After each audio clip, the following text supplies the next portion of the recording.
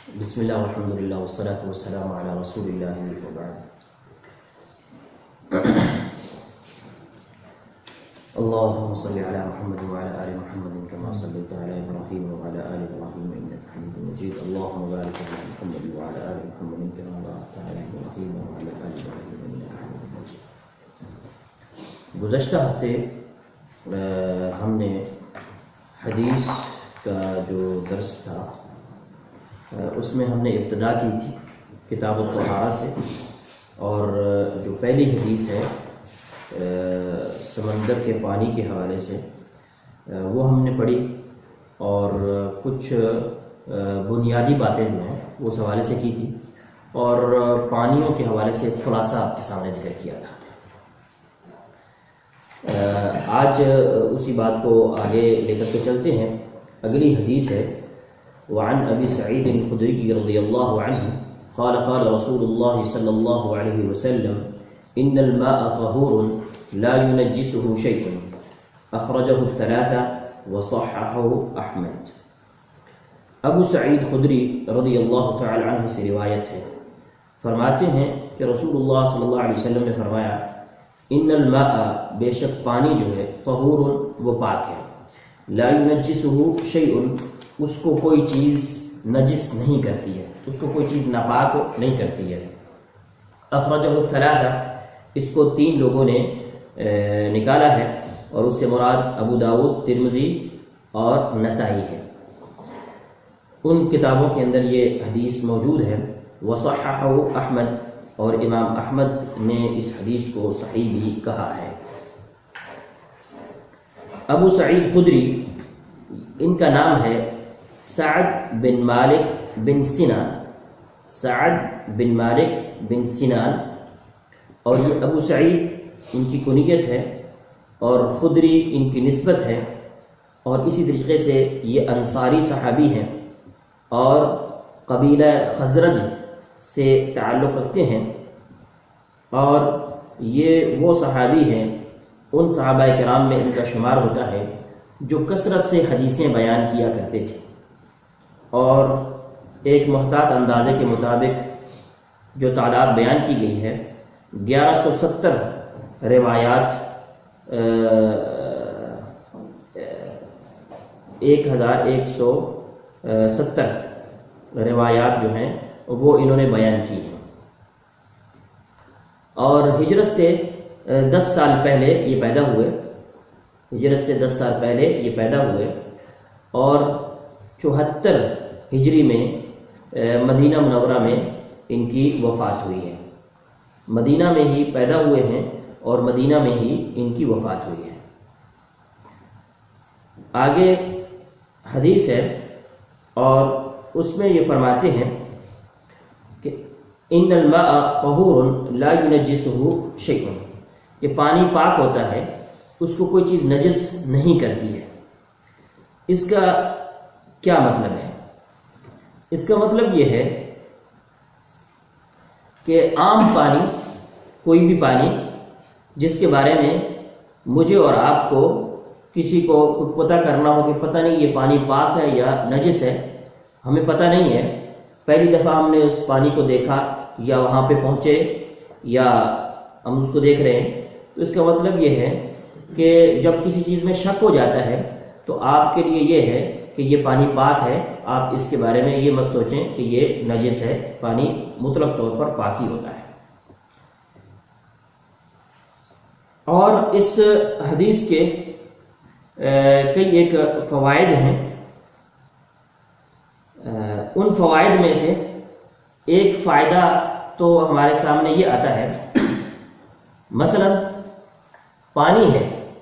اور اس میں کتا گر گیا ہے، کنویں میں کتا گر گیا ہے، کتے کو وہاں سے نکال دیا، تو پانی کے اندر جو آگے شرائط آئیں گی، یعنی چینجنگ کی، پانی میں کوئی چینجنگ نہیں ہوئی ہے، تو اس کا مطلب ہے پانی پاک ہے۔ اور اسی حوالے سے ایک روایت آتی ہے جس کو آگے ہم تفصیل میں بیان کریں گے۔ نبی صلی اللہ علیہ وسلم کے زمانے میں گھی کے اندر چوہا چلا گیا،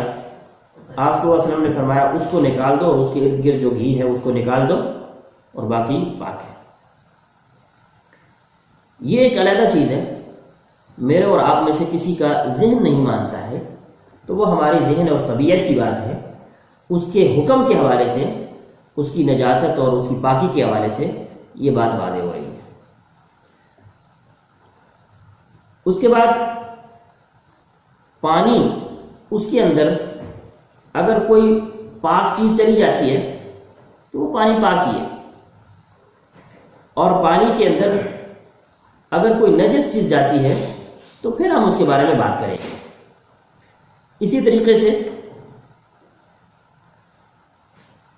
مثلا کوئی بندہ سو کر اٹھتا ہے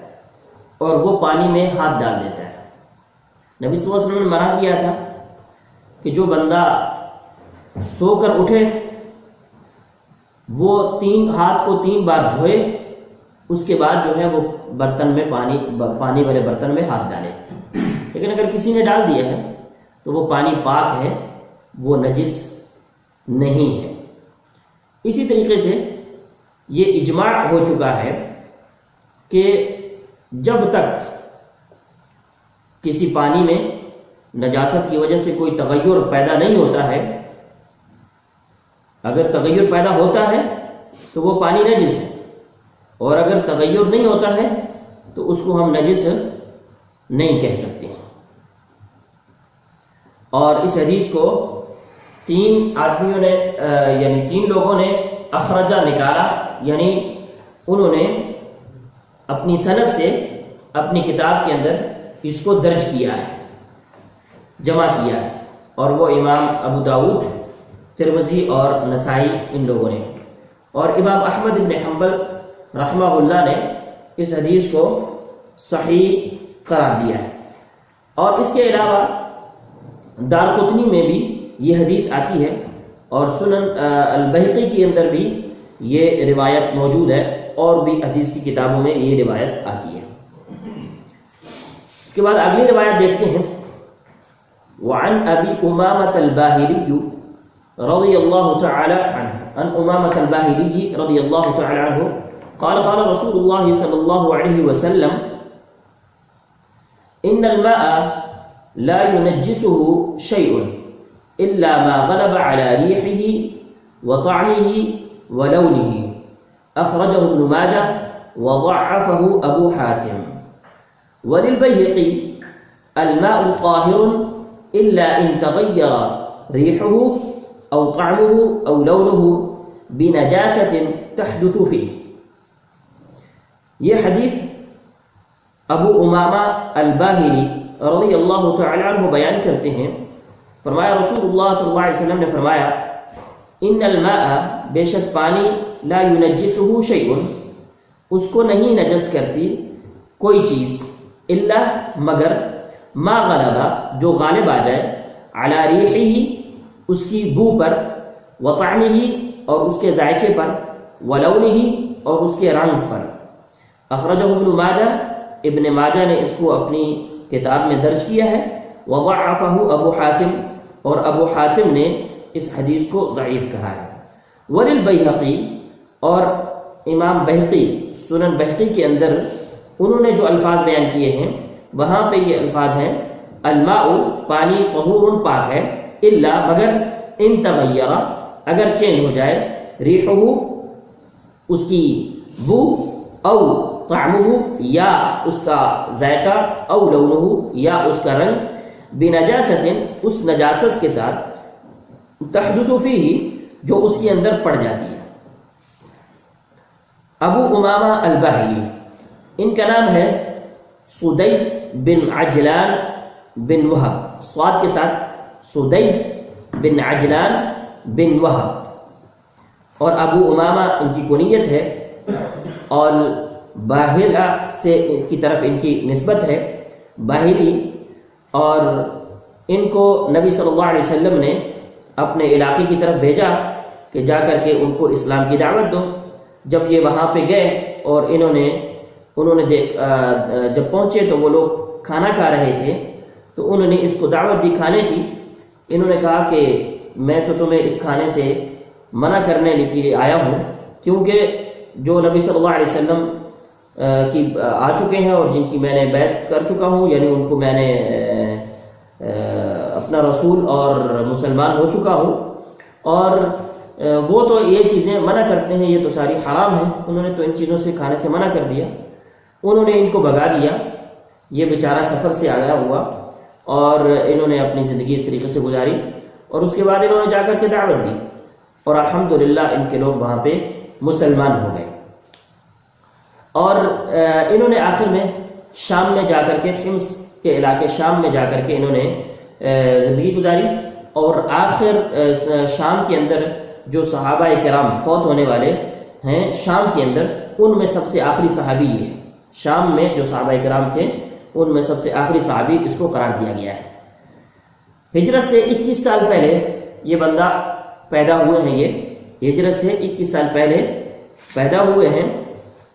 اور سن 86 ہجری کے اندر ان کی وفات ہوئی ہے، سن 86 ہجری میں ان کی وفات ہوئی ہے۔ اب انہوں نے جو حدیث بیان کی ہے اس کے اندر فرمایا یہ جا رہا ہے کہ ان الماء لا ينجسه شيء، کہ پانی کسی چیز اس کو کوئی چیز نجس نہیں کرتی ہے، یعنی مطلب یہ ہے کہ پانی عام طور پر وہ پاک ہوتا ہے، جب نجاست آ جائے کسی پانی میں تو وہ تو اس کو نجس کرتی ہے، لیکن عام طور پر پانی نجس نہیں ہوتی۔ آگے اس کی وضاحت وہ کر رہے ہیں، کہتے ہیں الا ما غلب، مگر جو غالب آ جائے اس کی بو، اس کے ذائقے اور اس کے رنگ کے اوپر۔ یہاں پہ جو بات آپ دیکھ رہے ہیں وہ یہ ہے کہ یہاں پہ جو بات شروع میں ہو رہی ہے وہ انہوں نے واو کے ساتھ بیان کی ہے، ریحہ وطعمہ ولونہ،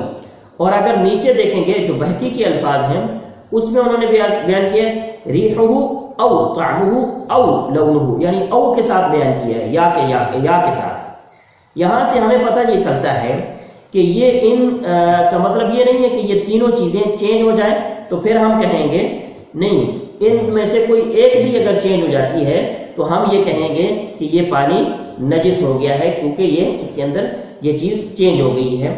اور یہ ایک بڑا اصول اور قاعدہ ہے کہ جب بھی پانی کے اندر سے ان تین چیزوں میں سے کوئی چیز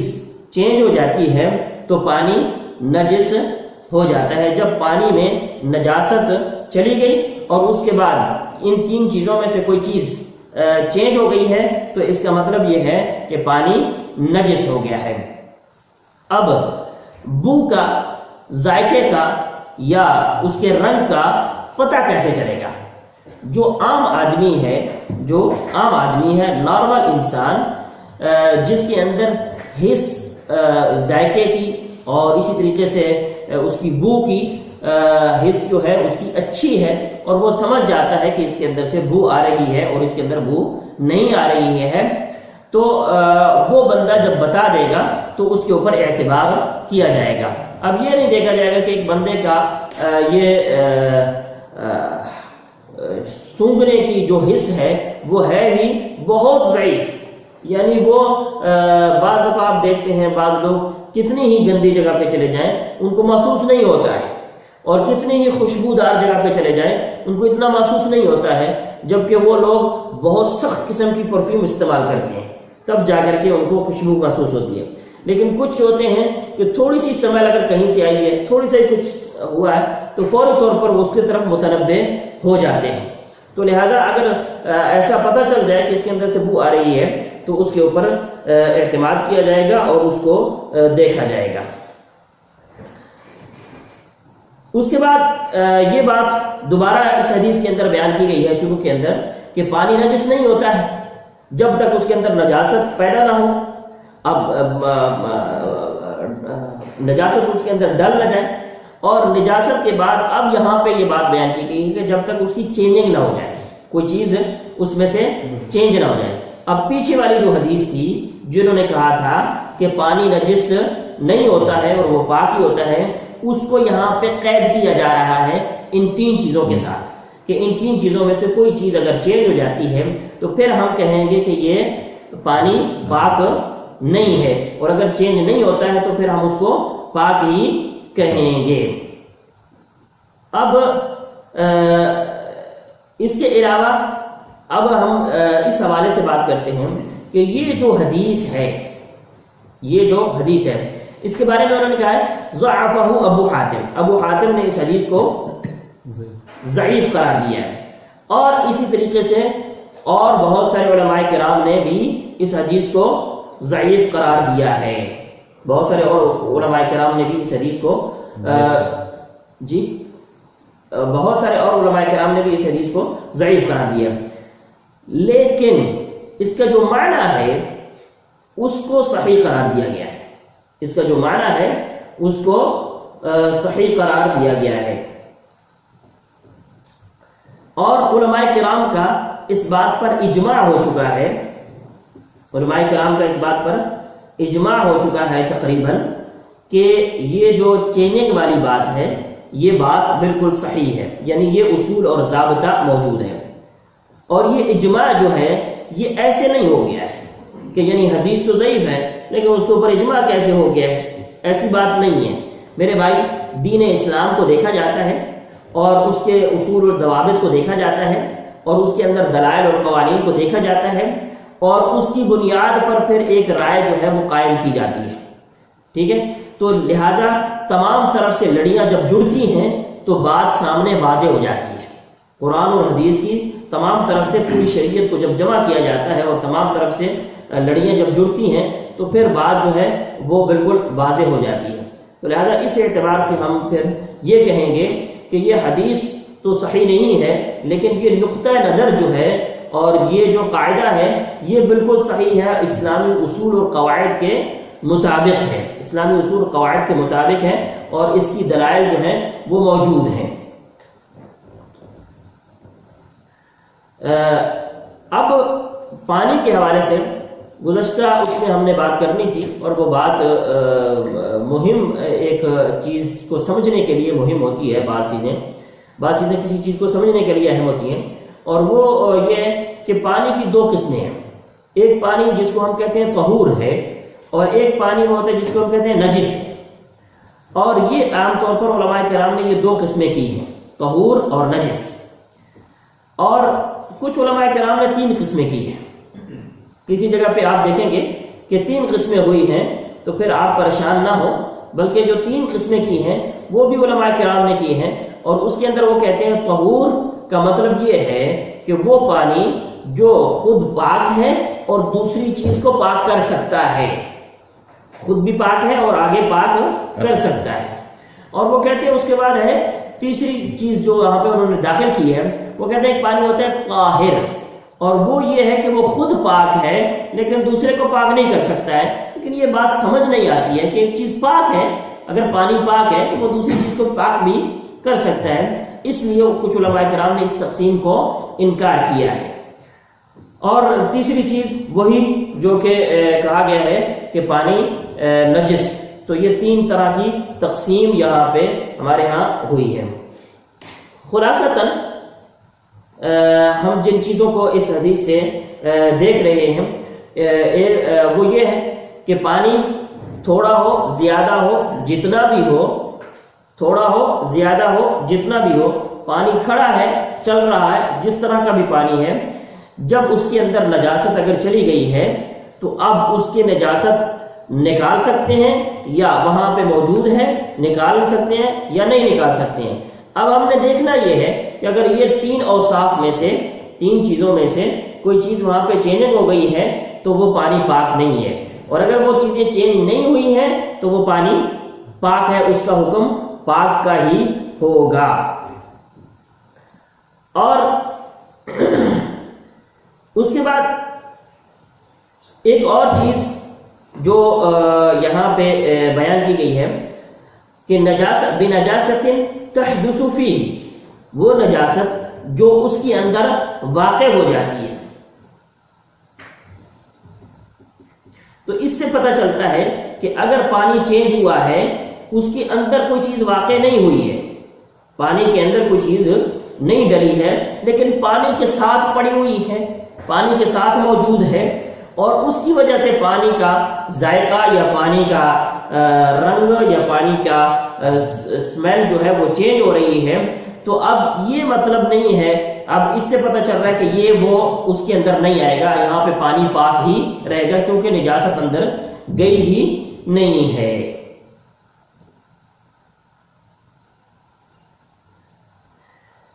اگر کوئی شخص نے پانی کو پاک کرنا ہے تو اس کا طریقہ کار کیا ہے؟ پانی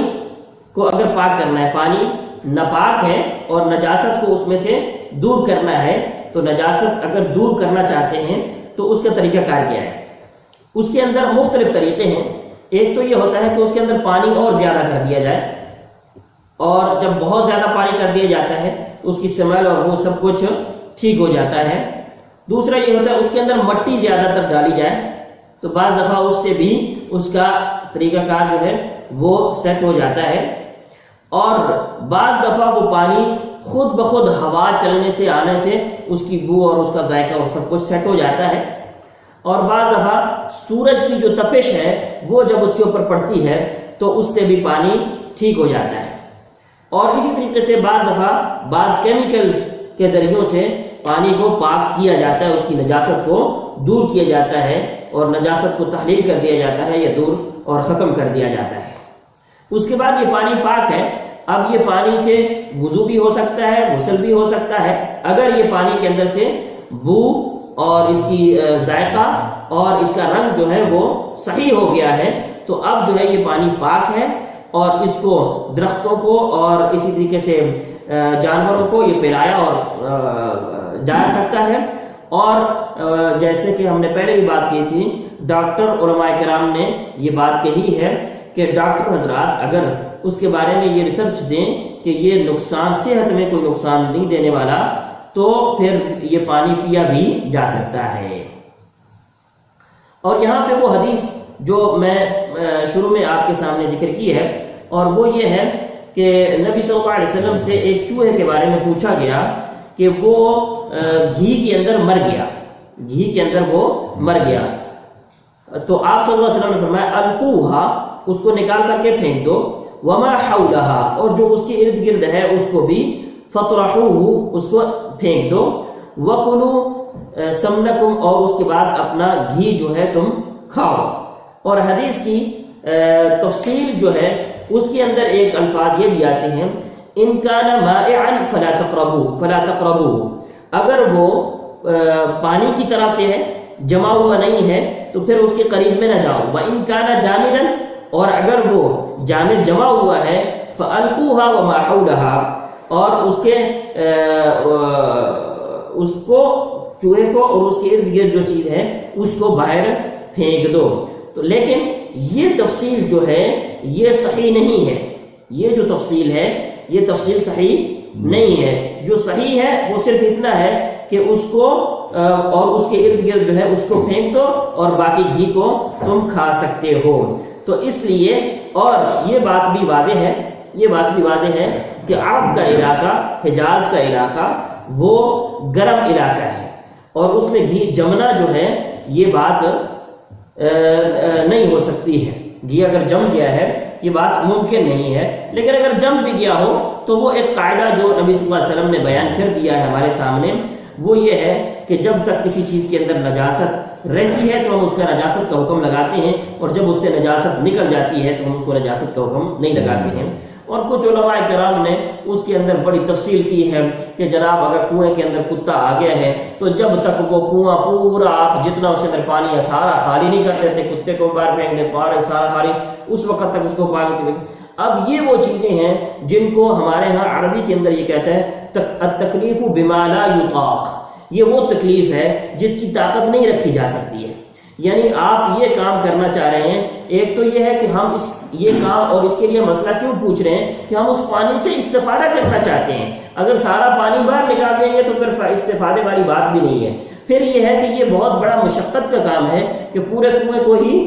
خالی کر دیا جائے اور پھر اس کے بارے میں بات کی جائے۔ لیکن اگر کتا آپ نے نکال دیا یا چوہا اس میں سے نکال دیا، کوئی بھی چیز اس طرح کی ہے وہ نکال دی، اور اس کے بعد اس کے ان تین اوصاف میں سے کوئی اوصاف چینج نہیں ہوا ہے، تو اب مسئلہ یہ ہے کہ اب ہمیں اس کو پاک ماننا چاہیے۔ اور اس کو غلط نہیں کہنا چاہیے. یہ علیحدہ بات ہے جو ہم نے شروع میں بھی کہی کہ اگر کسی کی طبیعت نہیں مانتی ہے کہ وہ اس سے وضو نہیں کرنا چاہتا ہے, اس سے نہانا نہیں چاہتا ہے, اس کو پینا نہیں چاہتا ہے, اس کو استعمال نہیں کرنا چاہتا ہے, یہ علیحدہ بات ہے. لیکن شرعی حکم جو ہے وہ اس کے اوپر اس کو چینج نہیں کر سکتا ہے. تو شرعی حکم جو اس کے اوپر آ رہا ہے وہ اس طریقے سے دیا جا رہا ہے.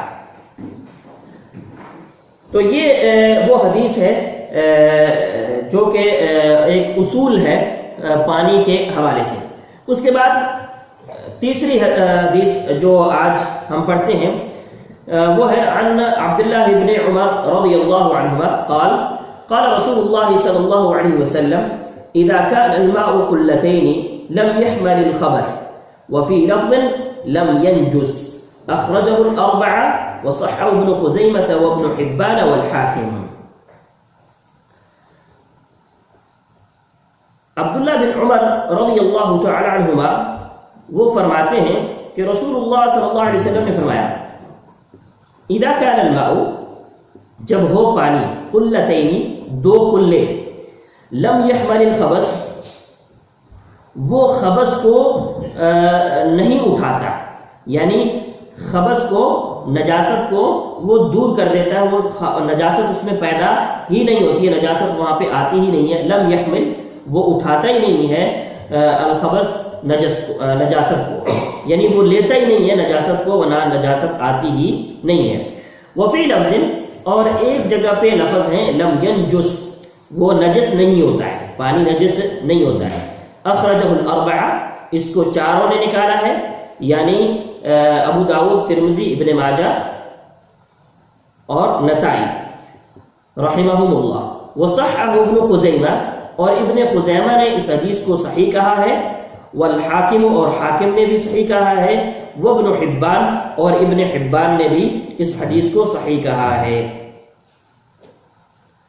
اب یہ حدیث میں عبداللہ بن عمر رضی اللہ تعالیٰ عنہ اس حدیث کو بیان کرتے ہیں, اور عبداللہ بن عمر کسی تعارف کے محتاج نہیں ہیں, یہ ابادل اربعہ میں سے ہیں, اور یہ بہت زیادہ نبی صلی اللہ علیہ وسلم کی سنت کے متبع ہیں, اور یہ بچپن سے ہی نبی صلی اللہ علیہ وسلم کے ساتھ بیٹھنے والے ہیں. اور یہ وہ شخص ہیں کہ نبی صلی اللہ علیہ وسلم نے ایک دفعہ ایک سوال پوچھا, اور یہ اس وقت بچے تھے اور ان کو سوال کا جواب معلوم تھا, اور کسی کو بڑے بڑے صحابہ کرام میں سے کسی کو معلوم نہیں تھا, لیکن ان کو اس کا سوال کا جواب جو ہے وہ معلوم تھا, اور انہوں نے اپنے بچپنے کی وجہ سے ادباً یہ وہاں پہ وہ جواب نہیں دیا. جب گھر گئے تو جا کر کے اپنے والد کو بتایا, کہا آج اگر تم بتا دیتے تو تمہارے والد کا سر جو ہے بلند ہو جاتا. تو ان کو شروع سے ہی علم کے ساتھ تعلق تھا, تو لہٰذا یہ بھی نبی صلی اللہ علیہ وسلم سے بہت زیادہ احادیث بیان کرنے والے ہیں, اور نبی صلی اللہ علیہ وسلم کے متبع ہیں, متبع بھی سنت ہیں, بہت ساری احادیث ہیں ان سے. تو فرماتے ہیں کہ رسول اللہ صلی اللہ علیہ وسلم نے فرمایا کہ جب پانی دو کلے ہو تو وہ نجس نہیں ہوتا ہے. تو دو کلے, جب پانی دو کلے ہو تو پانی نجس نہیں ہوتا ہے. یہاں پہ لفظ آ رہا ہے قلہ. یہ قلہ کیا چیز ہے؟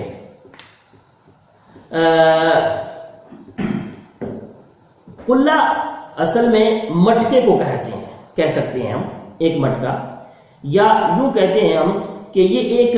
برتن نما ہے جو بہت بڑا, جس کے اندر کافی سارا پانی جو ہے وہ آ جاتا ہے, یا کہیے کہ مٹکے نما یا بہت زیادہ پانی جو ہے وہ ہے. ٹینکیوں کی طرح آج کل کی جو ہمارے ہاں ٹینکیاں ہیں ان کو بھی اس کے اندر کہا جاتا ہے کہ ان ٹینکیوں کی طرح سے بہرحال. اور حدیث کے کچھ الفاظ ہیں جن کے اندر یہ بھی آتا ہے کہ اس وقت جو حجاز کے اندر جو کہ کلے تھے ان کلوں میں سے یہ دو کلے کا ذکر ہو رہا ہے. اب کلے کے اندر جو پانی ہے وہ کتنا آتا ہے؟ مختلف علماء کرام نے اس کے اوپر ریسرچ کر کے مختلف چیزیں جو ہیں وہ بیان کی ہیں. تقریباً 160 سے لے کر کے 200 ملی لیٹر تک کی بات جو ہے. ملی لیٹر لیٹر 160 سے 200 لیٹر تک جو ہے جس کے اندر پانی جو ہے وہ آتا ہے، ان دو کلوں کا جو پانی کا حساب لگایا گیا ہے وہ اتنا پانی ہے کہ اتنا پانی اگر ہو تو وہ نجاست کا متحمل نہیں ہوتا ہے، یعنی اس پہ نجاست اثر انداز نہیں ہوتی ہے۔ اب